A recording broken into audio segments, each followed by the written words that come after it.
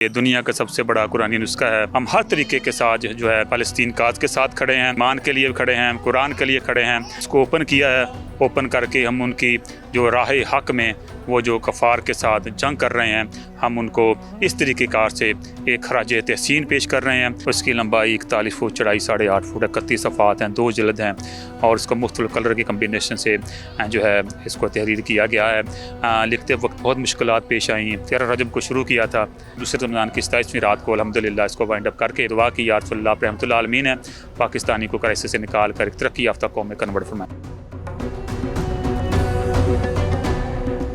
एक जानिब फ़लस्तीन में फ़लस्तीनी जो हैं वो दीन हक़ की सरबुलंदी की खातिर और कुरान पाक की हुर्मत को उजागर करने की खातिर जामे शहादत नोश कर रहे हैं और इस्लाम के बदतरीन दुश्मनों यहूदियों के सामने डटे हुए हैं। शीशा पिलाई दीवार की जानिब उनके मज़ालिम बर्दाश्त कर रहे हैं। तो वहीं दूसरी जानिब फैसलाबाद में कुरान पाक की हुर्मत को उजागर करने के लिए एक नायाब नुस्खा जो है वो ज़ियारत के लिए रखा गया है। ये नायाब नुस्खा कुरान पाक का हाथ से लिखा गया है, तर्जमे वाला कुरान पाक है और 41 फिट जो लंबाई है इसकी, 8.5 फिट इसकी चौड़ाई है। शहरी इसकी ज़ियारत के लिए आ रहे हैं और इस कुरान पाक के कातिब मेरे साथ मौजूद है। मज़ीद उन्हीं से बात कर लेते हैं। आज हमने जो ये दुनिया का सबसे बड़ा कुरानी नुस्खा है जिसको अल्हम्दुलिल्लाह तहरीर किया है मैंने अपने हाथ से और अपनी लंबाई चौड़ाई इसकी बता रहे हैं। इसको ओपन किया है, ओपन करके हम उनकी जो राह हक में वो जो कफ़ार के साथ जंग कर रहे हैं, हम उनको इस तरीके कार से एक खराज तहसीन पेश कर रहे हैं। हम हर तरीके के साथ जो है फ़लस्तीन काज के साथ खड़े हैं और ईमान के लिए खड़े हैं, कुरान के लिए खड़े हैं। एक नायाब नुस्खा तहरीर किया, इसको तहरीर करने में कितना वक्त लगा आपको, किस तरीके से क्या क्या मुश्किलात आई और तहरीर करने के बाद क्या महसूस करते हैं? हाँ जी, इसको 425 दिन का टाइम पीरियड है। उसकी लंबाई 41 फुट, चौड़ाई 8.5 फुट, 31 सफ़ात हैं, 2 जिल्द हैं और इसको मुख्तलिफ़ कलर की कम्बिनेशन से जो है इसको तहरीर किया गया है। लिखते वक्त बहुत मुश्किलात पेश आई। ये बड़ा बजट का काम था और इसमें फिर मैंने तमाम अपने जो सहाफ़ी भाई हैं फैसलाबाद के, उनको मैंने ऑन बोर्ड लिया। किसी के ज़िम्मे कलम लगाए, किसी के ज़िम्मे कुछ लगाया, किसी के ज़िम्मे इसकी नशर व शात लगाई।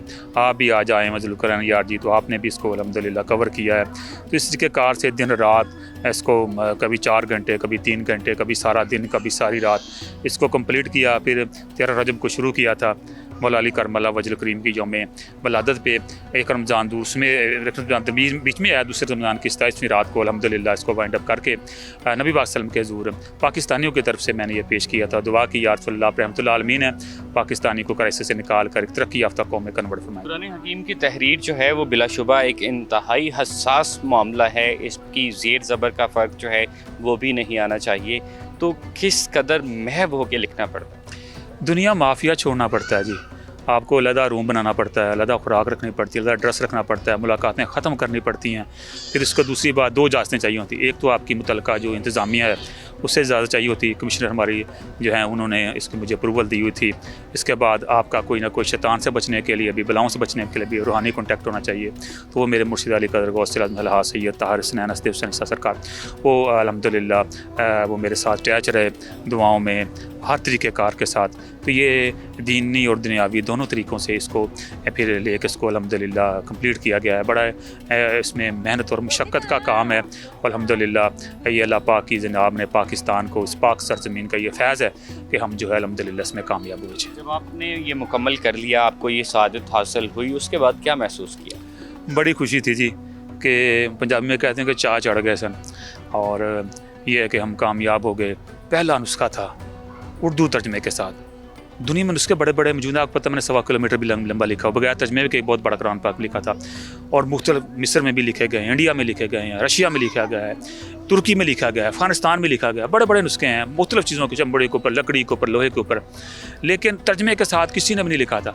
तो अल्हम्दुलिल्लाह फिर ये कौमी ज़बान थी, तो फिर कौमी ज़बान में तर्जमे के साथ हाथ से कुरान पाक लिखना, तो ये दुनिया का पहला नुस्खा बन गया जो कि तर्जमे के साथ है। तो अल्हम्दुलिल्लाह ये पाकिस्तान को ये एजाज़ हासिल हो गया, हमारी कौमी ज़बान को ये एजाज़ हासिल हो गया। अभी आप फ़लस्तीन में भी देख लें, वहाँ पे भी जो जंग में बच्चे ज़ख्मी हुए हैं उनको कुरान पाक की तिलावत करके लोरी के तौर पर उनको सुनाया और सुलाया जा रहा है। क्या कहते हैं? फ़लस्तीन में जो लड़ रहे हैं लोग, उनके साथ ईमान है और वो अहले अरब हैं, नबी पाक सल्लम की इलाके के हैं, तो हम तो बात के हैं ना, तो उनके पास किस कदर फैज़ होगा। वो तो अम्बिया की औलाद में से हैं ना वो लोग, तो वो जब खड़े हुए हैं तो किसी मकसद उनको पता चलता है। छोटे छोटे बच्चों को हम बोलते हैं, देखते हैं, तो जब आप बोलता है तो पता चलता है कि ये अरब अहले अरब हैं, इनमें अम्बिया मबूस हुए हैं, उनका फैज़ उनमें नज़र आता है। कुछ भी कर लें वो लोग उनको मरऊब नहीं कर सकते।